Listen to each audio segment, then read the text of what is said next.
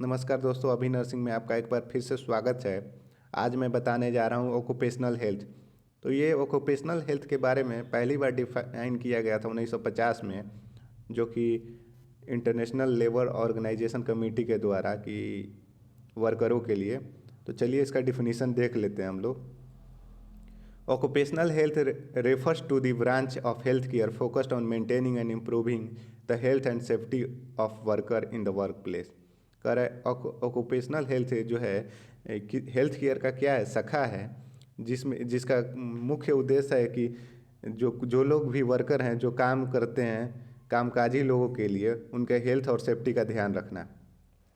It involve identifying and preventing, managing work-related health issue and ensuring safe working environment। इसके अंदर आ जाता है कि कोई भी अगर ऑक्यूपेशनल डिजीज है उसको आइडेंटिफाई करना, उससे बचाव करने के लिए, और भी health issue, work related health issue जैसे अस्थमा हो गया, कोई टेक्सटाइल के कंपनी में काम कर रहा है तो ये सबको क्या करना, एक सेफ्टी इन्वायरमेंट प्रोवाइड करना, मतलब एक सेफ और सुनिश्चित वातावरण देना। ऑब्जेक्टिव, इसका उद्देश्य क्या है? टू रिड्यूस इंडस्ट्रियल एक्सीडेंट, यानी कि इंडस्ट्रियल एक्सीडेंट को कम करने का। दूसरा है to prevent occupational hazard and disease, यानी कि जो ऑक्यूपेशनल डिजीज है, अस्थमा है, टीबी है, स्किन एलर्जी है, इस सब से क्या करने के लिए, बचने के लिए। To achieve maximum human efficiency and machine efficiency, कह रहा है कि अचीव करने के लिए मैक्सिमम, ताकि अगर रोग ही ना हो आदमी को तो बहुत अच्छा से काम करेगा। तो उसी को कह रहा है अचीव, उसका मैक्सिमम इफिशियंसी को यूटिलाइज किया जा सके। To maintain and promote the physical, mental and social wellbeing of the worker, यानी मेंटेन करके रखना और प्रमोट करना शारीरिक स्वास्थ्य को, मानसिक स्वास्थ्य को और सामाजिक रूप से जो वर्कर हैं, जो कामकाजी लोग हैं, उनको सही रखना। To adopt the workplace and work environment to the needs of the worker, और जो एडॉप्ट करने के लिए यानी कि कुछ ग्रहण करने के लिए वर्क प्लेस पे या वर्क इन्वायरमेंट, ताकि एक साफ और सुरक्षित वातावरण बन सके वर्करों के लिए, जिसमें काम कर सके अच्छे तरीके से, कोई रोग वगैरह ना हो, कहने का मतलब है। It should be preventive rather than curative, कह रहा है कि इससे हम लोग को क्या करना चाहिए, मेन उद्देश्य इससे बचे, इसको इलाज क्यूरेटिव करने से, क्योर करने से पहले खुद से बचाव कर लें, रोग होने से पहले ही बचाव कर लें। टू रिड्यूस सिक एब्सेंटिज्म, यानी कि जो बीमार होते हैं तो लोग उसके चलते वर्कर क्या करते हैं, लीव ले लेते हैं, छुट्टी ले लेते हैं, तो उनके अनुपस्थिति को भी क्या करना, कम करना। रोज आए, प्रतिदिन जो वर्कर हैं वो आए। लिस्ट ऑफ ऑक्यूपेशनल डिजीज, चलिए लिस्ट क्या है, ऑक्यूपेशनल डिजीज कौन कौन सा है। सिल्कोसिस जो है ये होता है, सिल्का नामक अगर डस्ट चला जाए उसके थ्रू होता है silicosis. एस्टोसिस, due to exposure to एस्टोसिस, एस्टोसिस जो दोस्तों होता है एक प्रकार का फाइबर होता है, कॉटन टाइप का, लेकिन ये जो होता है हमारे बॉडी के लिए हार्मफुल होता है, जिससे नॉन मैलिग्नेंट कैंसर भी होता है। निम्नोकोनासिस, निम्नोकोनासिस क्या होता है, lungs disease caused by inhaling dust particle, यानी कि लंग्स डिजीज है जो कि डस्ट पार्टिकल को अगर अंदर चला जाएगा, इनहेल कर लिए हम लोग, तब हो सकता है। नॉइज इंड्यूस हियरिंग लॉस, यानी कि अगर बहुत समय तक हम लोग शोर शराबे वाली चीज़ों में काम करते हैं जहाँ पे ज़्यादा शोर होता है, तो वहाँ से हम लोग का क्या हो जाएगा, हियरिंग लॉस भी हो जाएगा। Occupational asthma trigger by work place allergens, हम लोगों को क्या हो सकता है, अस्थमा भी हो सकता है, यानी ऑक्यूपेशनल डिजीज जो है अस्थमा भी हो सकता है। किसको हो सकता है, जैसे दोस्तों कोई सीमेंट के फैक्ट्री में काम कर रहा है, या फिर वो ईंटे भट्टी में काम कर रहा है, या कोयले में के खदान में काम कर रहा है, तो उन लोगों को अस्थमा और ये सब टीबी वगैरह का ज़्यादा चांसेस रहता है। Skin disease such as dermatitis caused by chemical, कह रहा है कि स्किन डिजीज भी हो सकता है ऑक्यूपेशनल डिजीज के लिस्ट में ये भी आ जाएगा।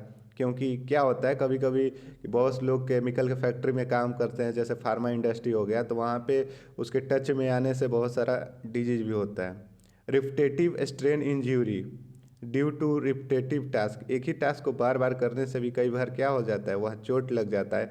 जैसे बैठे बैठे काम कर रहा है कोई बंदा, कोई भी लोग काम कर रहे हैं, एक बंदा मान लीजिए 8 से 10 घंटे, तो 8 से 10 घंटे काम करेगा बैठे बैठे, तो उसको क्या होगा, उसको बैक में दर्द होने लगेगा, यानी बैकेज ही आ जाएगा, पीठ में दर्द होने लगता है। तो वही वही सब कहने का मतलब वही है, एक ही टास्क बार बार करने से। Cancer caused by exposure of carcinoma carcinogens, जिसको हम लोग कार्सिनोमा भी बोलते हैं, लाइक एप्सोटोस और बेंजीन, यानी कि बेंजीन जो है C6H6 जो हम लोग बचपन में पढ़ते हैं 9th-10th में, तो उससे और एवेस्टोस से, जो एक फाइबर है एवेस्टोस, उससे भी कैंसर भी हो सकता है।